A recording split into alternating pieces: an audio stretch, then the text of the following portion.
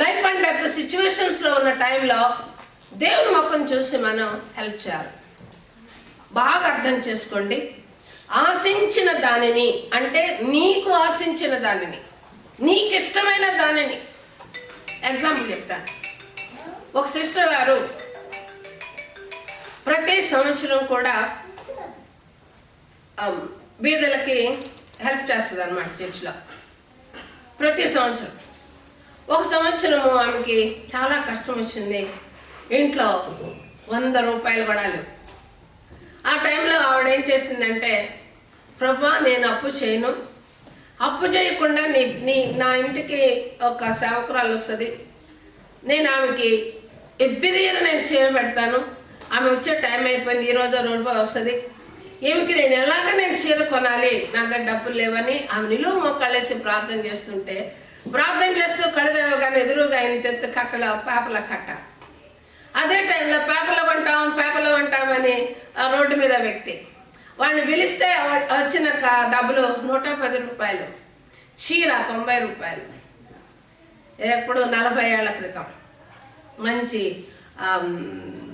అదేం కాటను, మర్చిపోయిన పేర్లు వాడు, బెంగాలీ కాటన్. ఆ చీర కొని రెడీ చేసి పెట్టుకుంది ఆమె. ఆవిడ పెద్ద ఆమె వచ్చింది, ఆమెకి చీర ఇచ్చింది, ప్రార్థన చేసింది, ఆవిడ వెళ్ళిపోయింది. ఈ దినం వరకు ఆమె బీరువాలో మోర్ దెన్ 100 ఎప్పటికీ ఉంటాయి. 40 ఏళ్ల నుంచి ఆశించిన దానిని. ఆ సంవత్సరం ఆమెకి చీరలు లేవు, ఆమె బిడ్డలకి బట్టలు లేవు, ఆమె ఇంట్లో తినటానికి కూడా తిండి లేదు. దేవుని ఆశీర్వాదం కనుక 7 బ్లెస్సింగ్స్ ఉన్నాయి. వీళ్ళని కనికరించినందువల్ల 7 బ్లెస్సింగ్స్ ఉన్నాయి. ఆకలి కొని వారి ఆకలి తీర్చినందువలన 7 బ్లెస్సింగ్స్ ఉన్నాయి. వీళ్ళని కటాక్షించినందువలన 3 బ్లెస్సింగ్స్ ఉన్నాయి. ఇంకోటిగా when they are poverty of forgiveness, వాళ్ళంత కష్టాలు ఉన్నారు, వాళ్ళకి అలాగే ఉండాలి, వాళ్ళు అలా ఉన్నారు కాబట్టి వాళ్ళకి అదే పనిష్మెంట్ అని అన్నావు అనుకో, అది మంచిది కాదు. చదవండి ఈ వాక్యం. లూకాసు వార్త 6వ అధ్యాయము 38వ వచనం. లూకాసు వార్త 6:38. క్షమించుడి, అప్పుడు మీరు క్షమింపబడును, ఇయ్యుడి, అప్పుడు మీకు ఇయ్యబడును. అణచి కుదిలించి దిగజారునట్లు నిండు కొలతను మనుషులు మీ ఒడిలో కొలుతురు. మీరు ఏ కొలతతో కొలుతురో ఆ కొలతతోనే మీకు మరలా కొలవబడునని చెప్పాను. ఆమేన్. ప్రభువైన యేసుక్రీస్తు చెప్తున్నాడు. ఏమని చెప్తున్నాడంటే, క్షమించుడి. క్షమించకుండా క్రిస్టియానిటీ లేదు. అస్సలు నువ్వు క్రిస్టియన్ కానే కాదు. యేసుక్రీస్తు యొక్క బిడ్డగా అనిపించుకోవాలంటే ఫస్ట్ క్యారెక్టర్, ఫస్ట్ మనం ధరించాల్సింది క్షమాపణ.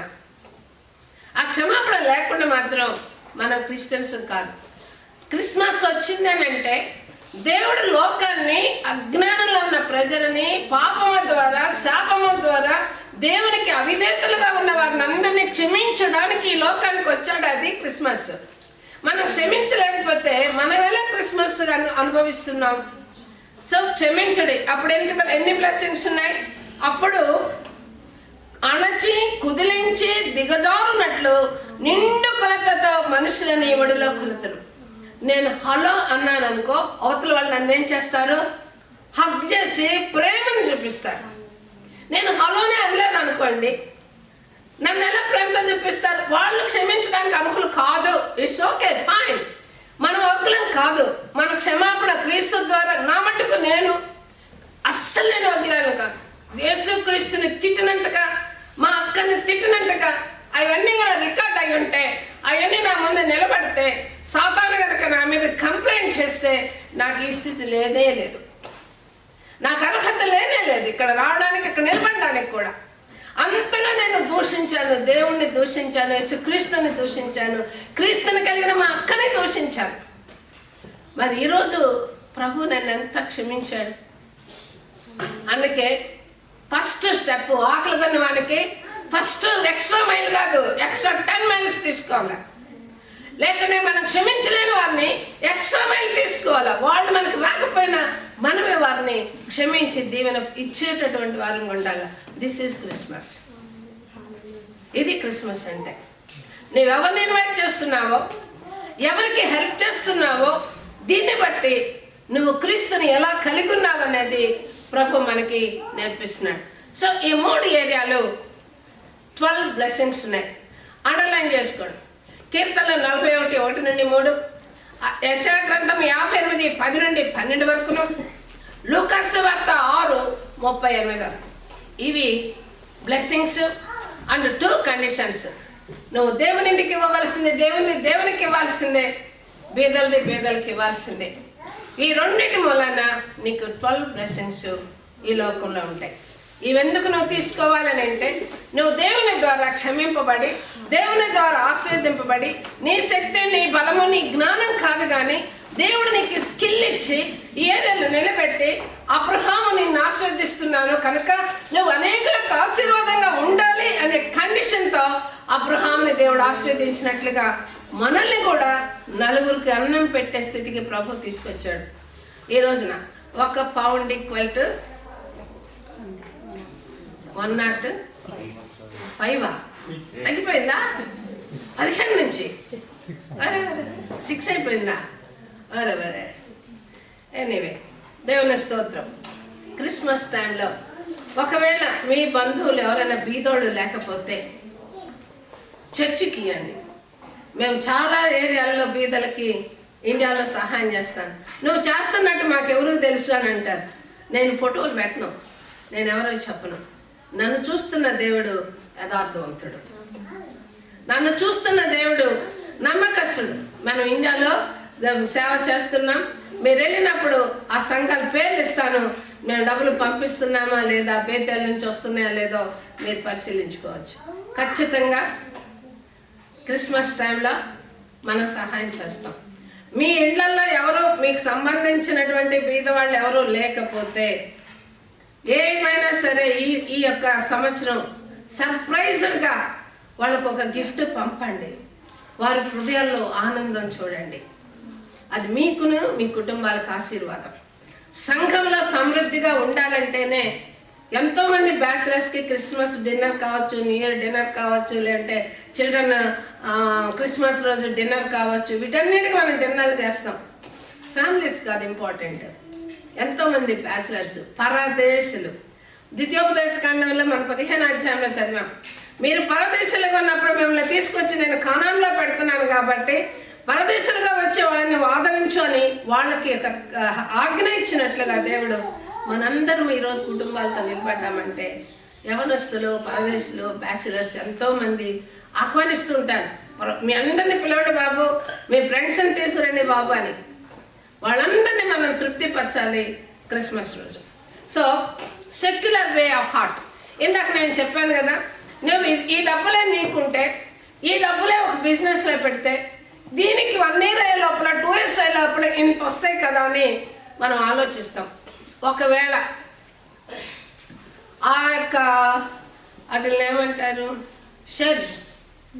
నేను చిన్నప్పుడు నా పెళ్ళైన కొత్తల్లో మా దగ్గర పెద్ద బిజినెస్ మ్యాన్ ఉండేవాడు. Young man, uncle age.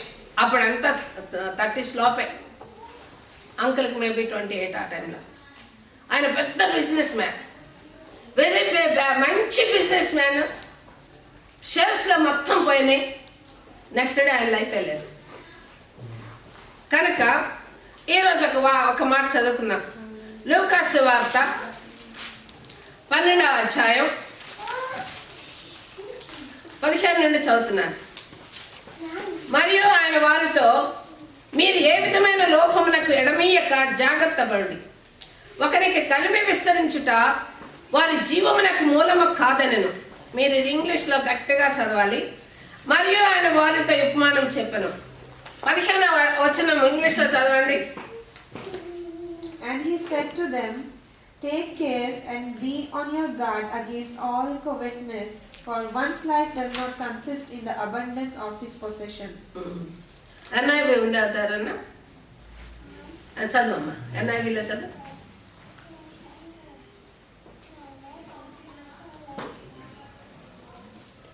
12:15. లూకా సువార్త 12వ అధ్యాయము 15వ వచనం.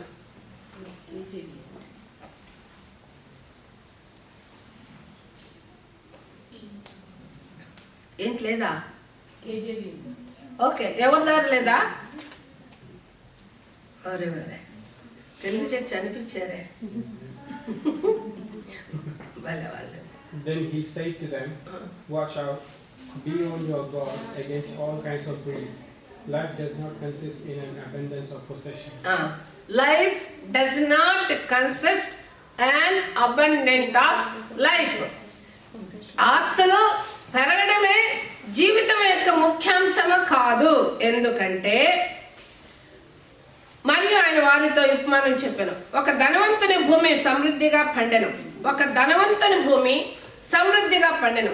అప్పుడు అతడు, నా పంట కూర్చుకునేటకు నాకు స్థలము చాలదు కనుక నేనేమి చేతునని తనలో తాను ఆలోచించుకొని ఇలాగ చేతును, నా కొట్లు విప్పి వాటికంటే గొప్ప వాటిని కట్టించి అందులో నా ధాన్యం అంతటిని నా ఆస్తిని సమకూర్చుకొని నా ప్రాణమా అనేక సంవత్సరములకు విస్తారమైన ఆస్తి నీకు సమకూర్చబడినది, సుఖించము, తినము, త్రాగము, సంతోషించమని చెప్పుకుందని అనుకొనెను.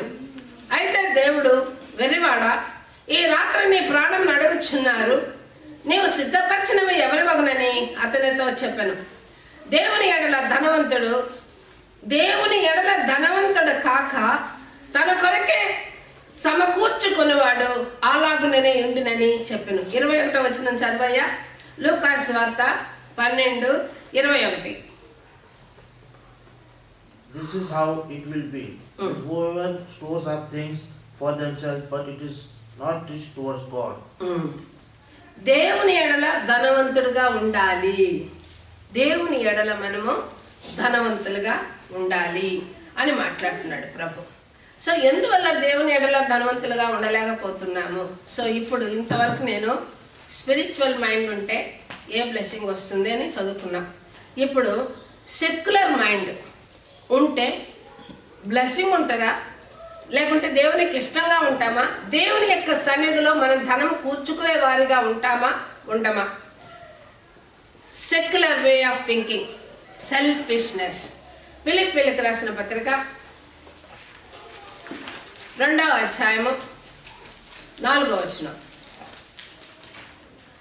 మీలో ప్రతివాడును తన సొంత కార్యములనే మాత్రమే కాక ఇతర కార్యములను చూడవలెను. ఇది క్రీస్తు యేసునకు కలిగిన మనస్సు మీరును ధరించుడి. పైన ఏమని ఉంటుందంటే, కక్ష చేతనైనను వృధాతిశయము చేతనైన ఏమీయో చేయక వినయమైన మనస్సు గలవారై ఒకనికంటే తనకంటే యోగ్యులని ఎంచుకోవాలి. సెల్ఫిష్నెస్ ఏమనిపిస్తుంది అంటే, వాడికంటే నేను గొప్ప స్థితిలో ఉండాలి. వాడు సెకండ్ హ్యాండ్ కొంటే నేను ఫస్ట్ హ్యాండ్ కొనాలి, వాడు ఫస్ట్ హ్యాండ్ కొంటే నేను దాన్ని ఏమంటారు బ్రాండెడ్ కొనాలి. సో ఆ ఏరియాలో కాంపిటీషన్ కాదు మనకి. క్రీస్తు కలిగిన మనస్సు ఎలాంటి మనస్సుగా ఉండాలని అంటే, నీ కార్యాలనే కాదు ఇతరుల కార్యాల గురించి కూడా ఆలోచించాలి. రాను క్రిస్టియానిటీ ఎలా ఉందంటే, చర్చికి వచ్చామా, కూర్చున్నామా, వాళ్ళ గాలి నాకు సాకొద్దు, నా గాలి వాళ్ళకి సాకొద్దు, నేను ప్రార్థన చేసుకున్నానా, దేవుడు నాతో మాట్లాడా, నాది నేను తింటాను, వాళ్ళు నాకొద్దు, నేను నాది తింటాను అనే స్టేజ్లో ఇంగ్లీష్ స్టైల్లోకి వెళ్ళిపోయాం మనం. ఏరియాలో షుడెంట్ బి గ్రీడీ. ఆ యెషయా గ్రంథం 5వ అధ్యాయం 8 నుండి చదువుతాం చూడండి. చాలా ఇంపార్టెంట్ ఇది, మీరు అండర్లైన్ చేసుకుంటే చాలా సంతోషం. యెషయా గ్రంథం మీరు ఎటు రాసుకోరు కాబట్టి అండర్లైన్ చేసుకోండి అంటున్నారు. 5వ అధ్యాయం. స్థలము మిగలకుండా మీరు మాత్రమే దేశంలో నివసించినట్లు ఇంటికి ఇల్లు కలుపుకొని పొలమునకు పొలము చేర్చుకొని మీకు శ్రమ. నేను చెవులారా విన్నట్లు సైన్యములకు అధిపతియగు యెహోవా నా స్పష్టముగా ఈ మాట నాతో సెలవిచ్చెను. నిజముగా గొప్పవియు దివ్యమైనవియునైన ఇండ్లు అనేకములు నివాసులు లేక పాడైపోవును. చాలమ్మా. నెక్స్ట్ జనరేషన్ ఎలా తయారవుతారు? టిక్ టాక్ల మీదనో దాని మీదనో దీని మీదనో ఊరెగుతారు. వీళ్ళు సంపాదించినంతా కూడా గాలికి పోస్తారు. అది కర్స్, దేవుడిచ్చేటటువంటి కర్స్. నువ్వు కష్టంలో ఉన్న వాళ్ళని ఆదరించాలే తప్ప, వాళ్ళకే ఉంది ఖురాన్, ఈ విధంగా చేయకూడదు. కనుక ఈ ఏరియాలో గ్రీడీనెస్ ఎంతవరకు ఉందంటే, గ్రీడీనెస్ నేను సంపాదించిందే, నేను బతికిందే, నేను బతుకు కాదది. అంత మాత్రం చేత నువ్వు ఇతరులకు నష్టము చేయకూడదు. మూడో ఏరియాలో నెగ్లిజెన్సీ, బికాస్ ఆఫ్ నెగ్లిజెన్సీ. మత్తయి సువార్త 23వ అధ్యాయం 25వ అధ్యాయం 43 నుండి ఇంతకే చదివాం. మనం పరదేశిన ఇంటిని నన్ను చేర్చుకోలేదు, దిగంబరిన ఇంటిని మీరు నాకు బట్టలు ఇవ్వలేదు. ఇప్పుడు ఆ అమ్మాయి వాళ్ళందరూ ఎవరు? పరదేశులు. ఏదో కండిషన్ లేక, అంటే డిసిప్లిన్ లేకనో, కరెక్షన్ లేకనో, పెద్దవాళ్ళటువంటి హెచ్చరికలు లేకనో, ఒకవేళ ఉన్నారు కనుక ఇంకో టైం ఇవ్వాల్సిందే, కొంచెం టైం ఇవ్వాల్సిందే. ఆడపిల్లలు కదా, ఆ రాత్రిప్పుడు అక్కడ ఎక్కడికి వెళ్తారు? తాగున్నారు. వాళ్ళ పరిస్థితి ఏంటి అసలు? కనుక నేను పరదేశిన ఇంటిని నన్ను చేర్చుకోలేదు, దిగంబరిన ఇంటిని నాకు బట్టలేదు, నేను రోగిన ఇంటిని నన్ను చూడరాలేదు. ఇలాగా నెగ్లిజెన్సీగా ఉండేది సెక్యులర్ లైఫ్. నేను ముందే కండిషన్స్ ఉన్నాయి కదా, నేను ముందే మనకి అగ్రిమెంట్లు రాశాం కదా, ఏ నెల కాలేదు డబ్బులు వేయలేదని. నువ్వు అగ్రిమెంట్ మీరావు కాబట్టి నేను వెళ్ళగొడుతున్నాను. వాళ్ళ మనస్సాక్షి ప్రకారం వాళ్ళది రైటే. అది secular way of life, secular way of thinking. మన లైఫ్ ఎలా ఉంటుంది? లూకాసు సువార్త ప్రభు మనకిచ్చేటటువంటి ఆలోచన 16వ అధ్యాయము, లూకాసు సువార్త 16వ అధ్యాయము 19-20 వచనాలలో, ధనవంతుడు ఒకడు ఉండెను. అతడు ఊదారంగు బట్టలను సన్నపనార వస్త్రములను ధరించుకొని ప్రతిదినము బహుగా సుఖపడి వచ్చుండువాడు. లాజరు అని ఒక దరిద్రుడు ఉండెను. వాడు కురుపులతో నిండిన వాడై ధనవంతుని ఇంటి వాకిట పడి ఉండి అతని బల్ల మీద నుండి పడి రొట్టెలతో ఆకలి తీర్చుకున్న గోలును, అంతేకాక కుక్కలు వచ్చి వారి కురుపులు నాకెను. సో మనము మన ఇంటెదురుగా ఈ విధంగా లాజర్ లాంటి వాళ్ళు ఉంటే మనకి ఈ కంట్రీలో లేరు.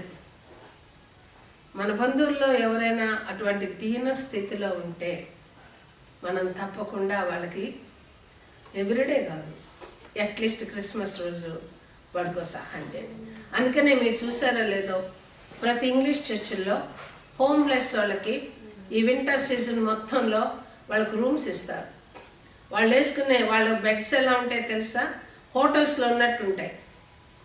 వాళ్ళ బెడ్షీట్స్ కానీ వాళ్ళు ఉండే బెడ్రూమ్లు కానీ అవన్నీ వాళ్ళకి ఇచ్చిన తర్వాత మళ్ళా వాలంటరీగా పాస్టర్లకు సంబంధించిన వాళ్ళు పోయి, పాస్టర్ దగ్గర పనిచేసే వాళ్ళు పోయి ఆ బట్టలన్నీ వాష్ చేసి మళ్ళీ అగైన్ వామ్గా పెట్టిపోతారు. హోమ్లెస్ వాళ్ళకి చేసేటటువంటి పరిచర్య చర్చెస్ చేస్తాయి ఈ కంట్రీలో, ఈ వింటర్ సీజన్లో వాళ్ళు కష్టపడకుండా. కనుక because of selfishness, secular way of thinking, because of selfishness, greediness, negligence, luxury of life, ఈ 4 ఉండడానికి గల కారణం ఏంటంటే lakh of understanding. Lakh of understanding. A understanding? Leviticus దేవుని యొక్క ధర్మశాస్త్రము ఏం బోధిస్తుందో అనేటటువంటి ఆలోచన లేనందువల్ల. లెవిటికస్ 25వ అధ్యాయము 35 నుండి 38 వరకు. పరవాసి అయినను అతిథి అయినను నీ సహోదరుడొకడు బీదవాడై నిరాధారుడై నీ యొద్దకు వచ్చిన ఎడల నీవు వానికి సహాయం చేయవలెను. అతడు నీ వలన బ్రతుకవలెను. నీ దేవునికి భయపడి వాని యొద్ద వడ్డీనైనను తీసుకొనకూడదు. నీ సహోదరుడు నీ వలన బ్రతుకవలెను. నీ రూకలు వానికి వడ్డీకి ఇయ్యకూడదు. నీ ఆహారమును వారికి లాభమునకు ఇయ్యకూడదు. నేను మీకు కనాను దేశంనిచ్చి మీకు దేవుడు నగునట్లు ఐగుప్తులో నుండి మిమ్మల్ని రప్పించిన దేవుడినైనా యెహోవాను. What is understanding? దేవుడు మనకెందుకు సమృద్ధినిచ్చాడు? దేవుడు మనకెందుకు తృప్తిగా ఆహారం ఇచ్చాడు? ఎంతో మంది కష్టపడుతున్నారు, మనకెందుకు మంచి జ్ఞానం ఇచ్చి ఉద్యోగాలు చేసుకునే కెపాసిటీని ఇచ్చాడు?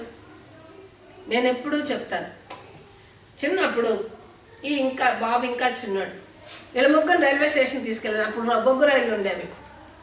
ఆ బొగ్గు రైళ్ళల్లో పనిచేసే పిల్లలు ఉండేవాళ్ళు, నల్లని బట్టలు కూడా ఉండేవి కాదు, మురికి ఉండేవాడు. వాళ్ళ ఆడ పోయి రైల్వే స్టేషన్ తీసుకెళ్ళి కూర్చోబెట్టి ఆ పిల్లల్ని పిలిచి, అరే మీరెందుకు ఈ పని చేస్తున్నారు అంటే, మీరు తల్లిదండ్రుల మాట వినలేదండి అని చెప్పేవాడు. అంటే వాళ్ళ తల్లిదండ్రుల మాట వినుంటే వాడు మీకులా చదువుకునేవాడు, వాళ్ళతో మంచి భవిష్యత్తు ఉండేది. వాళ్ళు అవిధేయులుగా ఉన్నారు, వారు అజ్ఞానులుగా ఉన్నారు.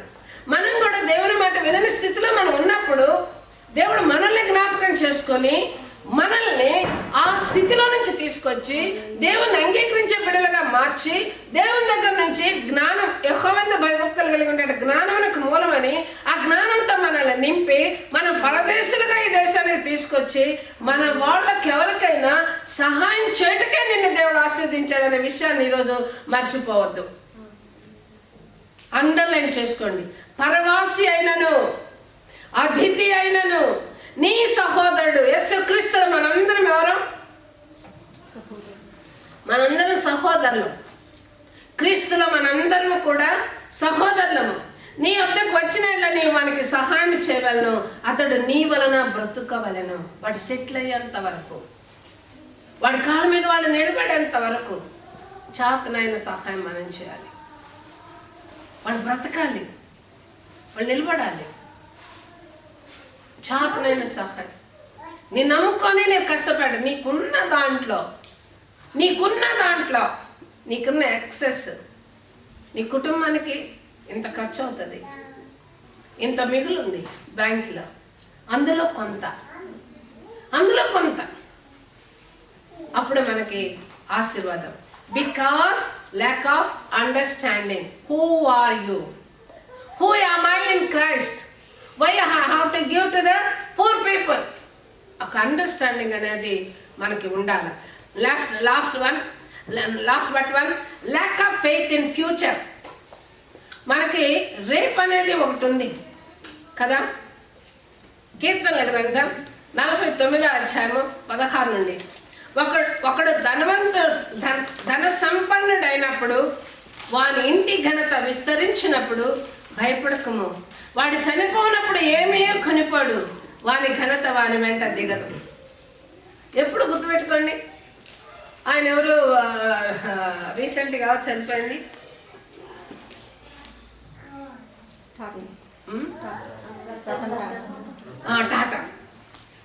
టాటా గారు ఎంత గొప్పవాడండి, ఎంత హెల్ప్ చేశాడు ప్రపంచానికి, బీదలకి ఎంత చేశాడు ఆయన. కానీ నెక్స్ట్ ఇయర్ ఆయన ఎవరు గుర్తుపెట్టుకుంటారా? ఎవరికి గుర్తుండదు. ఆయన ఎవరికి గుర్తుండదు. సినీ ఫీల్డ్ మొత్తాన్ని ఊగించినటువంటి సింగర్ ఎవరు? బాలసుబ్రహ్మణ్యం. పాప నేను కూడా భలే ఫీల్ అయ్యాను. అయ్యో క్రిస్టియన్ సాంగ్స్ కూడా భలే పాడాడే బాబు అని ఫీల్ అయిపోయాను. ఆయన ఎవరైనా జ్ఞాపకం చేసుకుంటాడా? మాకపోతే పోయాడయ్యా, 10 మంది వచ్చారు సింగర్లు అనుకునే వాళ్ళు ఉంటారు సింగర్లు. కనుక మన వెంట ఘనత వస్తుందా? మనం సంపాదించేటటువంటి కోట్ల రూపాయలు ఒకవేళ మన సమాధిలో వేస్తే ఆ సమాధిలో ఏమైపోతాయి? ఆ కాగితాలన్నీ చెదలు పెట్టిపోతాయి. నీకు నీవే మేలు చేసుకుంటేవని మనుషులు నిన్ను స్తుతించినను, తన జీవిత కాలంలో ఒకడు తన్ను పొగడుకొనినను వాడు తన పితలకు తరములకు చేరవలను. నా మట్టుకు నేనే ఆస్తిని కూర్చుకుంటే నా వల్ల ఏంటి ప్రయోజనం? ఈరోజు కాకినాడలో న్యూస్ ఏంటి, రేషన్ బియ్యం అమ్ముకుంటున్నారంట. వాళ్ళల్లో వాళ్ళకే పోటీ పడుకొని కాకినాడలో రేషన్ బియ్యము 41 రూపాయలు కొని కదా, 2 పౌండ్లు కదా మనకి. అంటే ఈ విధమైనటువంటి బిజినెస్ వాళ్ళు ఎంత చేసినా, ఎన్ని రకాలుగా సంపాదించినా దానివల్ల ఏంటి వస్తుంది ప్రయోజనం? ఇంకొక ఆయన, ఈయన ఫ్రెండ్ ఇంకొక ఆయన ఉన్నాడు లండన్లో, అంటే రియల్ ఎస్టేట్ బిజినెస్ అన్నమాట. ఆయనకు కూడా చాలా ఏరియాల్లో డబ్బు ఉంది. ఆయన కొడుకేమో ఇప్పుడు సెక్యులర్ వరల్డ్లో బాయ్స్ ఎలా తిరుగుతారో అలా తిరుగుతున్నాడు. పెళ్ళానికేమో డెమెన్షియా వచ్చింది. ఎవరి కోసం సంపాదించాడు ఆయన? ఆలోచించండి, ఒకసారి ఆలోచించండి.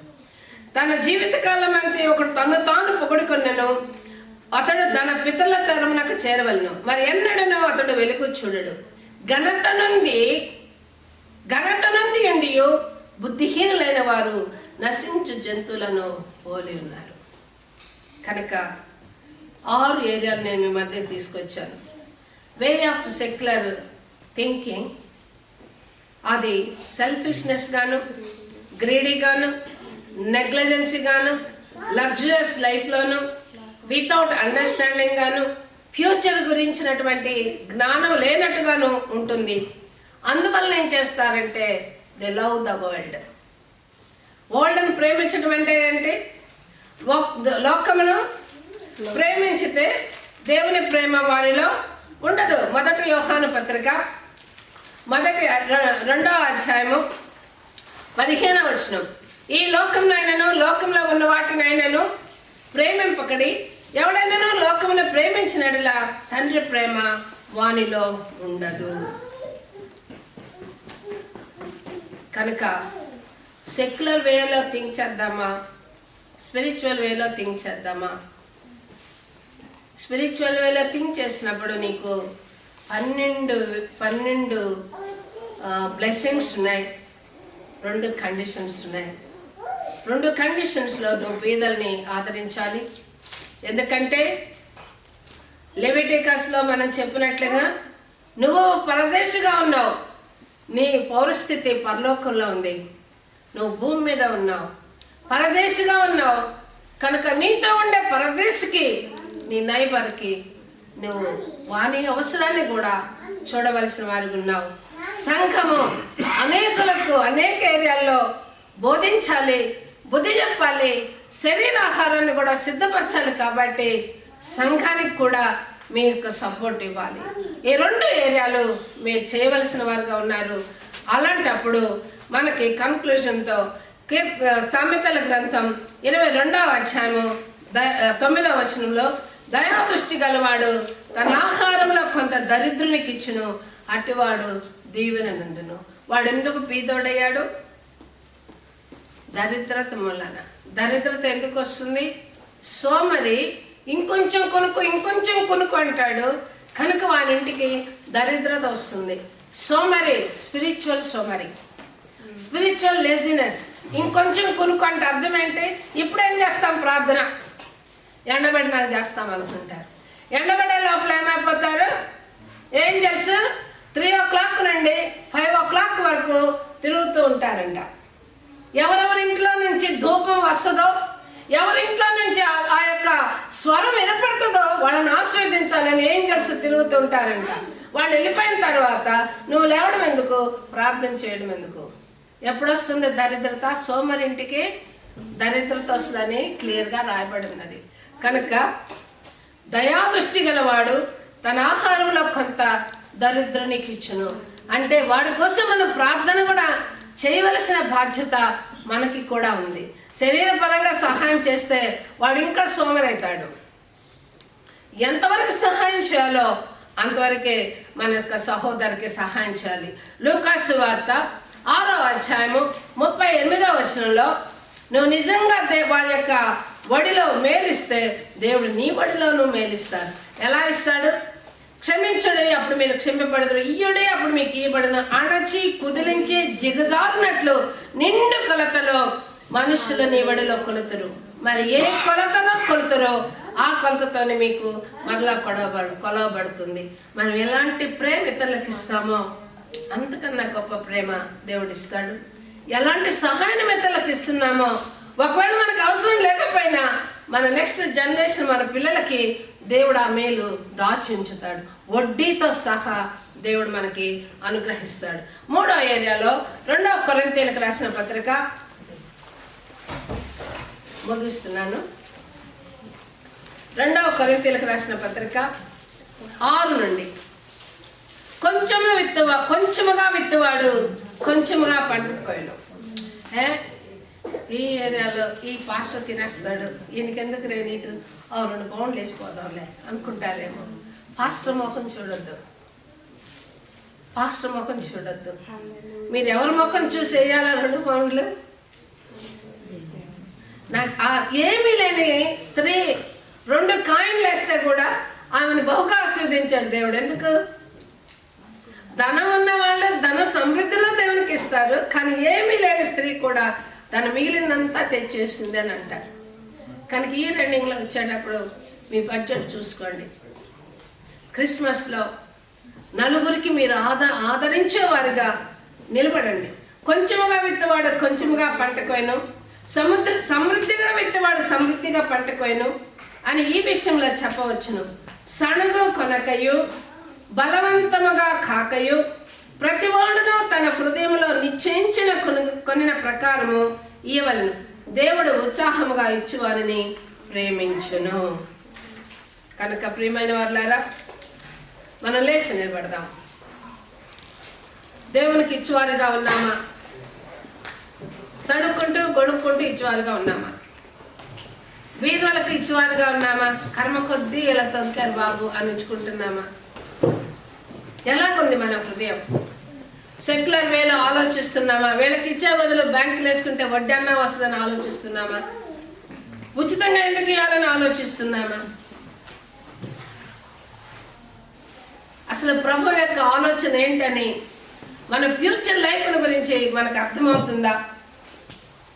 లోకాన్ని ప్రేమిస్తే దేవుణ్ణి ప్రేమించలేము.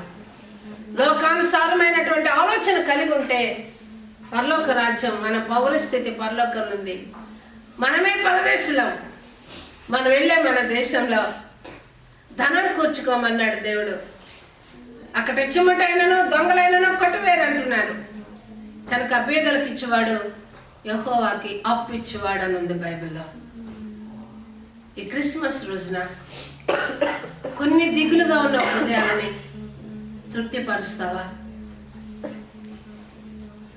ఎక్కడైనా నీ యొక్క రక్త సంబంధులు ఒకవేళ దూర రక్త సంబంధులైనా ఏ ఏరియాలోనైనా కురింగి ఉంటే నీ హస్తాన్ని చాపగలవా? నిన్ను ప్రేమించిన నీ సంఘంలో అనేకులకు తృప్తిగా ఆహారం ఉండనట్లుగా